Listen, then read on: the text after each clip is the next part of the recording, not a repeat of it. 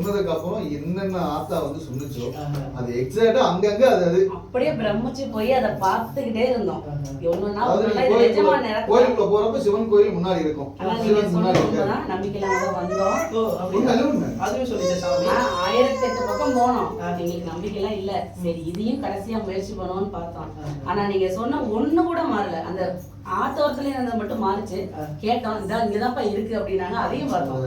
பார்த்துட்டீங்க. எல்லாமே டிட்டோ அப்படியே நடந்துருக்கு. அந்த ஆத்தோரத்துல சாமி எப்படி இருக்குமோ ஆதி காலத்துல இருந்து எங்க குலதெய்வத்துக்கு மெயினா முன்னாடி சிவன் தான் இருக்காரு. நீங்க சிவன் தான் சொன்னீங்க. அந்த சிவனும் முன்னாடி தான் இருக்கு. சிவன் கோயில் முன்னாடி உங்க குலதெய்வம் பிரமிப்பான விஷயம் இவங்களே சொல்றாங்க. நம்பிக்கை இல்லாம இந்த சாமி எல்லாம் நீங்க சொன்னது ஓகே. அந்த ராமலிங்க சாமி சீரை வந்து எடுத்து வளர்த்த தாயின்னு சொன்னீங்க இல்லையா? கடைசியில பார்த்தா இதோட பெரிய கோயில் அது பக்கத்துலயே எங்களுக்கு இங்க கரூர் பவித்திரத்துல நாங்க கும்பிடுவோம். ஆனா அந்த கோயில் பக்கத்துலயே அந்த கோயில் இருக்கு. ரொம்ப ரொம்ப இட் இஸ் ரியலி அட்மைரபிள். பார்க்க கேட்கவே ரொம்ப வழியே தெரியலங்க. கூகுள் மேப்பே எங்களுக்கு போய் சொல்லுச்சு நேத்து. வழியே தொலைவி ஒரு 6 மணி நேரம் கழிச்சு அந்த இடத்த கண்டுபிடிச்சு போயிட்டோம். போனா நீங்க சொன்னது ஒண்ணு கூட மாறவே இல்லை.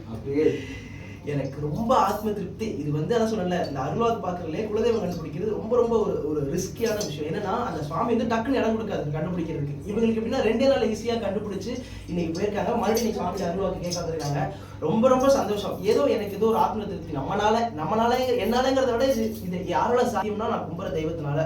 இது வந்து அவ வந்து என்னை இயக்கறா, நான் இயங்குறேன், அவ்வளவுதான். நான் வந்து மண் அள்ளி கொடுக்குறேன், அது பொண்ணா விளைய வைக்கிறது நான் கும்புற தெய்வத்துடைய வேலை. இன்னொரு விஷயம், நீங்க எனக்கு சாமி சொல்லிட்டு இருந்தீங்களா 3 நாளைக்கு முன்னாடி, நீங்க சொல்லும் போதே அங்க எங்களுக்கு அருள் கொடுத்துருச்சு. பூ விழுந்துச்சு.